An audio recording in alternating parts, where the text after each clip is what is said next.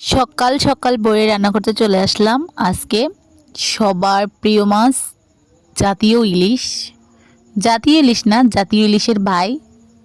একটা হলো ইলিশ মাছ আর একটা হলো পাঙ্গাস মাছ। তো পাঙ্গাস মাছ হলো জাতীয় ইলিশের ভাই, যেটা একসময় কেউ খেতেও না, পছন্দও করতো না, এখন সবারই পছন্দ।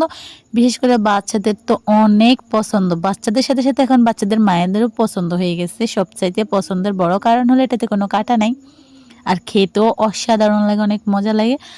আমার ঘরেও সেম, বাচ্চারা খুবই পছন্দ করে, বাচ্চাদের সাথে সাথে আমিও পছন্দ করি। এটা বলতে আমার লজ্জা লাগে না। অনেকেই ভাই এত পছন্দ করে পাঙ্গাস মাছটা, কিন্তু বলতে গেলে লজ্জা পায়।